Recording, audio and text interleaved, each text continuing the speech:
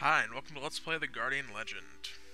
This is an old classic NES game. I mean, for me personally, I have all these, like, oh, it's one of my favorite games of all times.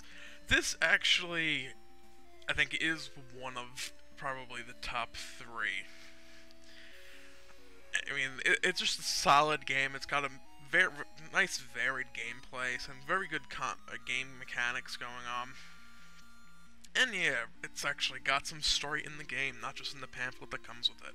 Long ago, an alien race sent a huge world hurtling toward the Earth, loaded with a cargo of mysterious life forms. You must battle your way deep within the alien world to destroy its vicious inhabitants. You are the guardian of the Earth, and your saga will become the Guardian Legend. So yeah, this isn't, it's actually kind of a... It's not entirely accurate with the game itself. In-game, the story differs slightly from that intro, but it gives us a little bit of background. And yeah, I mean, just hear the music. It's good music also throughout most of the game. But yeah, there's the planet sent to destroy the Earth there on screen. The game packaging, I mean, I'll stick it on the side somewhere if I edit it in. But, yeah, I mean, the game package was like a lot of NES games where the box had no relation to the actual game. Although, this is the case, I think the box didn't quite live up to what was in the game. You know, some games you see like this epic-looking wizard, this ominous castle, and you get into the game, like Milon's Secret Castle, it's like this ominous-looking keep on the box and the cartridge. And you get in games like this cartoony little, bright, happy-colored game with shooting bubbles, and it's like, yay. This you have this ominous set of eyes, and it's just, it actually really fits with the game, even though the eyes really don't make much sense. Whereas I think the European box art is actually a lot more appropriate with the game itself. Anyway, I'm gonna get out of the demo here and actually start the game a little bit. New game passwords. And yeah, so here we are. Flying our little spaceship, we shoot, we got a whole bunch of information down at the bottom. I'm getting hit and killed, just checking to make sure this is actually the whole game screen. I'm playing full screen rather than windowed so I can record, and yeah. So it's actually a little weird for me, because I'm sitting a bit too close. Now here, I'm actually going to make a little tip trick. Normally, most games you don't want to get hit, but you do kill them when you're hitting them. So I'm going to hit them just to rack up the points. That is for a reason. I'm not just doing that for the hell of it. And I will shortly, once we actually get towards the planet, I'll get a health power-up. Every so many kills, you get a little prize chest item pickup. And then there's little red dots that keep appearing. I break open and have something in them. So you can see I took a little damage, but I've gotten quite a bit of points. The game mechanics for this, I mean, like, you see it's like side-scrolling shooter kind of game. But there's actually some pretty complex and interwoven mechanics that are involved. Like, obviously, okay, I'm taking a little more damage than I want to here, but... We have our score at the top left of the bottom. Oh, we got boss time, too. The end of the, as we land on NAJU. A little hard up there, let's grab it. And I don't think I mentioned, NAJU is actually the name of the planet sent to destroy the Earth. It's like, I gotta stop taking damage, sheesh. Alright, here we go, got another power-up. Hoping we get some chips. Yeah, there we go, now we have 50 chips. Chips act as currency, ammo, as well as energy. So it's kind of, well, it's a lot. It's kind of an interesting game mechanic. Okay, starting to whittle down the numbers here. I have more chips. The chips also actually do restore health. It's not just, oh, you got chips. So when you pick them up, you do get 2 health from it, which is definitely good at this point. You heard that little chime. I got 30,000 points. I actually got the first level up. Leveling up increases your maximum health, as well as, I believe you shoot a little quicker and move quicker. And I'm also shooting and skipping this. Yeah, this is the star NAJU. It actually gets introduced into the game. We know where we are. The game told us. It's amazing. Yeah, so the NAJU were invaded by evil life forms. Everyone except this computer thing was killed. He's going to activate the self-destruct. If he fails, he would like me to do this task. So this cannot happen to any other race. Yeah. These evil beings are coming to destroy our planet. They sent the planet to destroy us. Basically, put us into an ice age. You know, like the whole how the dinosaurs became extinct. Big asteroid hits the planet, or I don't know if this case if it would hit the planet, or just like giant laser beam of death or something. The self-destruct mechanism is protected by a safety device, which is located in the underground corridors. Remove each seal and go deep inside NAJU. If you destroy all 10 safety devices, the self-destruct sequence will be activated. He doesn't have much time. You hope this message will not be read by anyone. It will mean that I have failed. Well, we read it, so he failed. So yeah, we're kind of in the Nexus hub. We're smack dab in the center of the map, for the most part. Before we go out and explore, our going this way. Okay, we're in the overworld now. There's two separate parts of the game. One is like the top-down shooter, and the other is this kind of Zelda-esque overworld.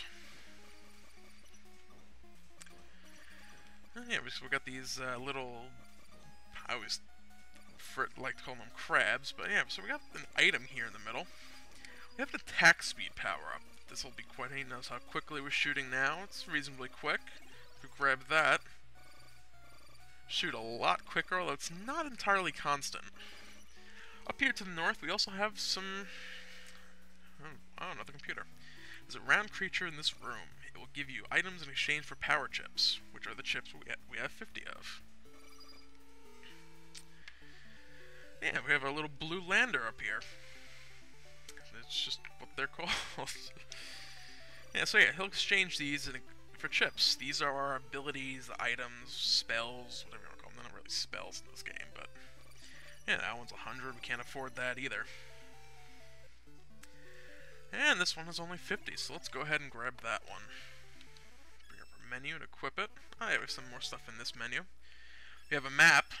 It's a map on an NES game. Ingenious. It's just pure genius, and it tells us where we have to go. Where the right flashing dot and where we have to go is the left flashing dot. And yeah, so when we have nothing equipped, it doesn't tell you, but we have no chips, so we can't actually shoot this. Shooting these weapons and abilities uses chips. We also have a current maximum of 50. We have 1 attack, 1 shield. Anyway, let's get out of here. When we get some chips, I'll demonstrate the weapon we just got. I don't know if the weapon, not ability, seems more appropriate. Every so many kills, I want to say 30, but I don't quite remember. We get a little box to open up. Unfortunately, that one had a heart, not chips. I would have preferred chips. Now, down below us, there is kind of like a money room. It's kind of like Zelda's Link's Awakening near the shop. There's that one screen that's just like a whole patch of grass. You can just like get hearts and rupees and stuff. I'm not gonna make use of them now because they don't respawn, so I'm gonna wait until I actually need a whole bunch. Oh yeah, these doors, some of them are also locked. You see this one has the little medical cross in there, plus sign, what have you. We can't get through because we don't have the appropriate key. And let's see, where the heck do I want to go? Yeah, not there. That's another locked door. I believe that one's a square. Yeah, we get a whole bunch of different varieties of enemies. They got these guys, they'll chase you around. And, come on, chips. Yes, alright. Except we have shots left. It's not just strictly how many times you can shoot. It's like this one's kind of like a wave duration thing. You see our chips are ticking down also. Uh-oh, mini-boss time. Every once in a while you run across these rooms, you have a chance to get out. But you hang around and you get a boss. Or a little mini-boss, anyway. these will usually drop something useful. Sometimes it's just a chip or some chips or something like that, but more often than not, it'll be an ability or some sort of upgrade. And I believe they're actually worth a decent amount score-wise. But again, I'm not entirely sure.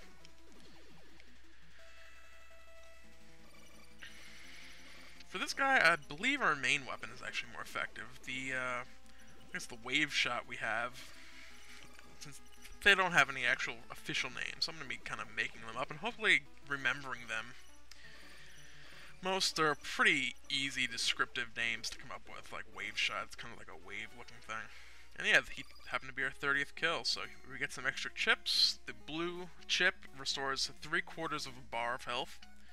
You see at the bottom, the big lines are the bars, so to speak. And for this one, we get a blue lander. That increases our maximum health by 1. Oh. Yeah. Actually, break something like that. Yeah. I'm not sure if the hit is actually the entire wave or not. Oh yeah, we're gonna do a little more roaming around here, make our way towards the, Area 1. We're in Area 0. The main overworld is Area 0. Looks like it's a little more complicated beyond that. I think there's a total of 1, 2, 3, 4, 5, 6, 7, 8. I think there's 9 areas, and I believe 15 gates. I don't think you need to do all of them. Oh, these guys are a pain. I don't believe you can kill them, and the blue ones teleport around. Or they might only move if they go off screen, I'm not entirely sure.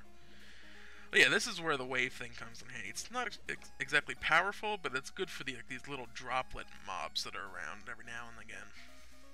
Because you got a pretty good hit radius. Yeah, we got some bats, butterflies, moths, whatever flying around. We have an item in the middle. Another item. Or another weapon, I should say. See, this one, the wave shot, it's not particularly powerful. We've switched to the... Let's see what this one actually does. We'll call this the blue orbs. If I hit, these... health, whatever.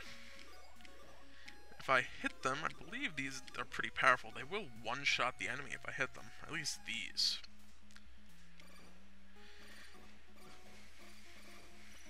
Again, you know, the score is important. We do level up based on the score, so it is important that we kill things. We don't want to be just roaming all over the place. Apparently this doesn't always one-shot things. But yeah, here we have a red lander. This is a big important thing, because this increases our maximum number of chips we can hold. It bumped us up to 100, but also upgrades the number of bullets we shoot at a time. Yeah, now the problem with this also, if we drop below a certain threshold, the bullets will downgrade again. You see, we're below 100 chips, so we're only shooting that again, so that'll only work while we're at or above 100. Which is slightly frustrating, but kind of brings an interesting amount of strategy into the game. So yeah, here's Corridor 1. Now each corridor, let's say up here, the moon key. We don't have it, so we can't actually proceed through. Each corridor has a secret way in which we get into it. For this corridor, I'm going to kind of reveal it. Nothing happens, we keep shooting it. It'll open up. That's how we end up getting through and going inside. Anyway, so next time on Let's Play the Guardian Legend, we'll jump into Corridor 1, go back into the top-down shooter, and activate or deactivate the first self-destruct mechanism. I guess we're disabling the protections for it, so we'll disable the first self-destruct protection mechanism. I'm gonna go with that. Alright, that'll be it for this episode of Let's Play the Guardian Legend. Have a nice day.